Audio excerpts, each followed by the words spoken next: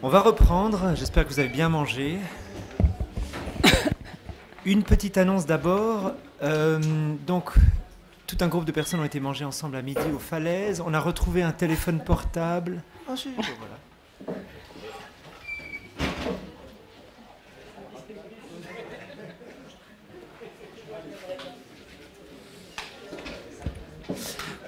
Donc on va relancer nos travaux de l'après-midi et on a le plaisir de redonner l'espace, le temps, la parole à Chine Iglesias.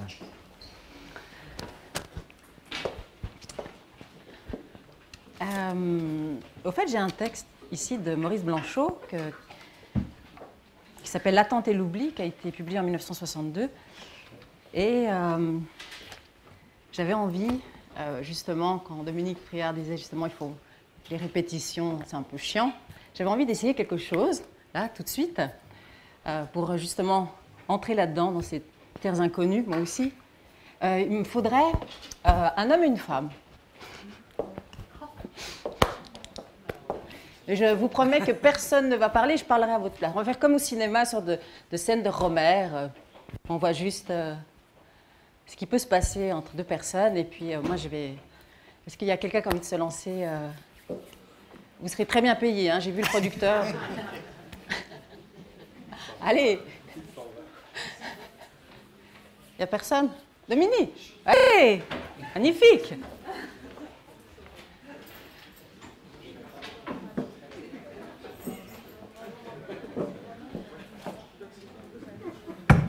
Mais ça peut être deux hommes, hein? Deux femmes. Je m'assois? Oui. Où tu veux, mais ce serait bien comme ça. Voilà. Il y a encore une autre personne? Ah oui, je sens, par là-haut. Non? Ça vous dit? Ou pas? Oui? Moi, juste une personne. C'est Delphine, là? Ça fait pas mal. Moi, j'ai déjà passé par là. Yes. Génial. Magnifique.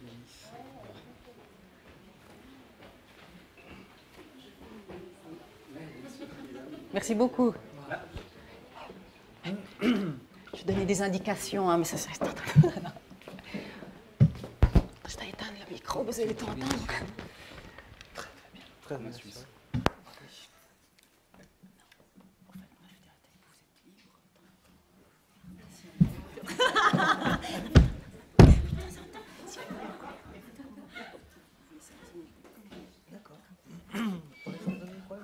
Ouais, vous avez envie de danser, vous dansez. Il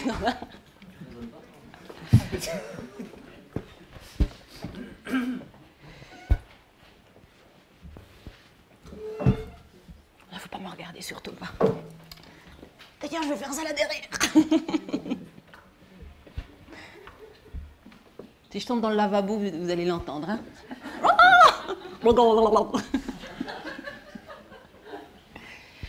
C'est ici pour la pause synchro.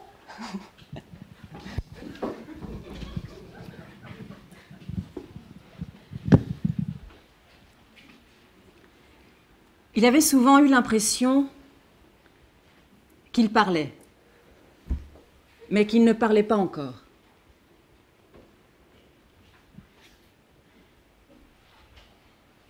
Il attendait donc.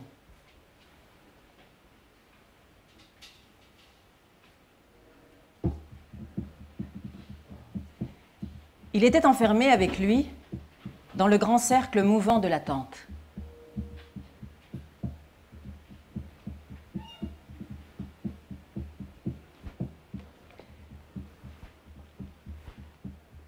Je vais vous appeler... comment c'est votre prénom, pardon? Yanis. Yanis. Yanis. Faites en sorte que je puisse vous parler.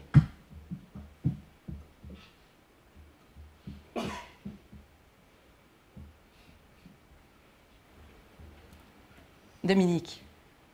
Oui, mais avez-vous une idée de ce que je devrais faire pour cela?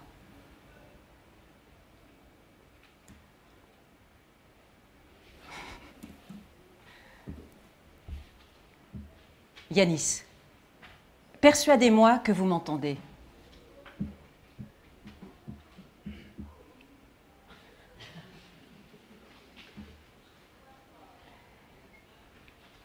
Dominique, eh bien, commence.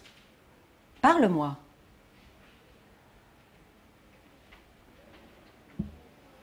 Yanis, comment pourrais-je commencer à parler si vous ne m'entendez pas?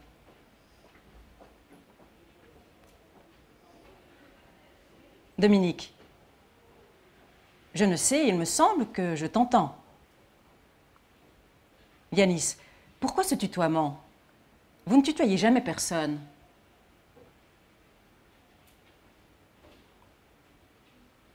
Dominique, c'est bien la preuve que je m'adresse à toi.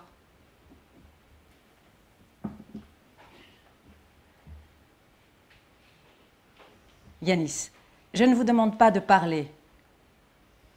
Je ne vous demande pas de parler. Entendre. Seulement entendre. Dominique, t'entendre ou entendre en général? Yanis, non, pas moi, vous l'avez bien compris. Entendre. Seulement entendre. Dominique, alors que ce ne soit pas toi qui parles lorsque tu parles.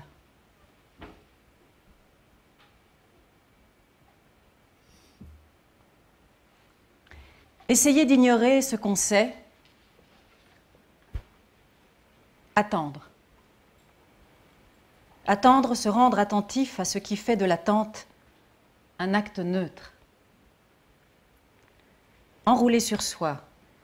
Serré en cercle le plus intérieur et le plus extérieur, coïncident.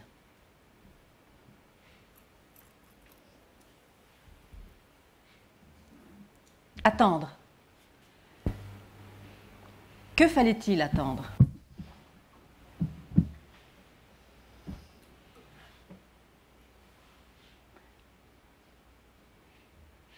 Yanis se montrait surpris.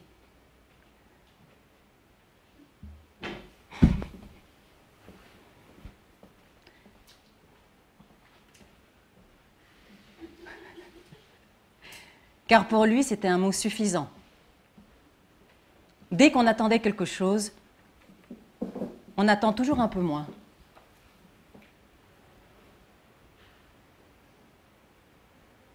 Ce que pressent Dominique, c'est qu'il attend. Il attend que Yanis le porte assez loin pour que le souvenir se souvienne en lui et puisse s'exprimer.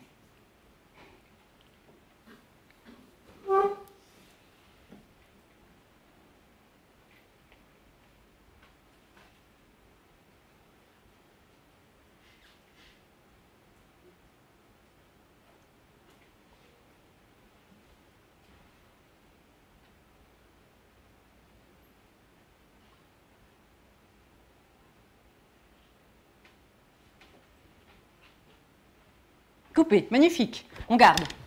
Merci beaucoup. Merci beaucoup.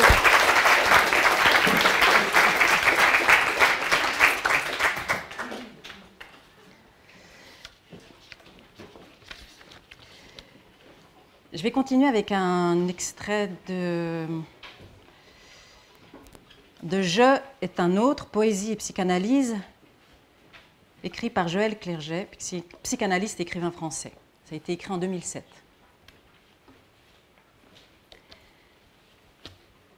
Je ne suis pas qui vous croyez.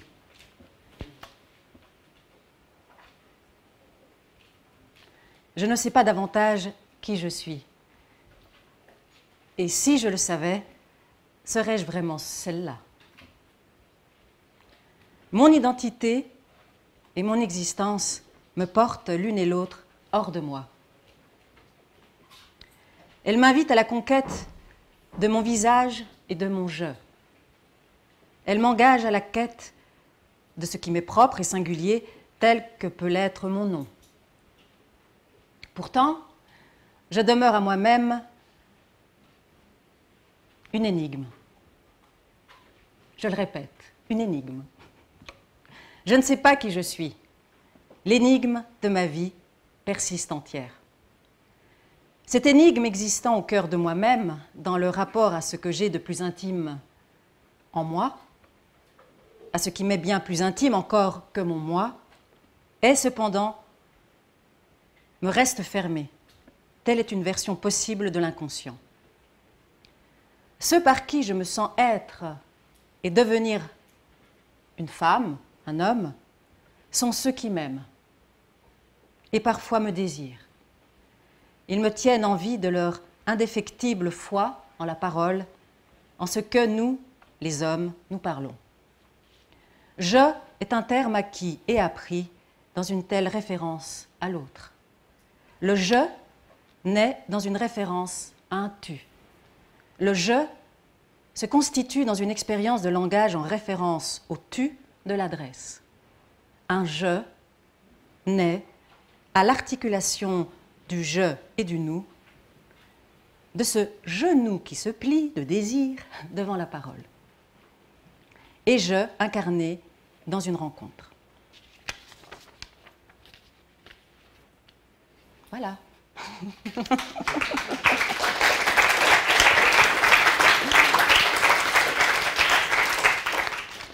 J'aimerais terminer, c'est un souhait du boss, sinon je ne reçois pas ma paye. Non, je plaisante. J'ai commencé par vous parler, c'était le début du texte, c'était Alain Milon, Cartes incertaines. Ah, là, on est rassurés.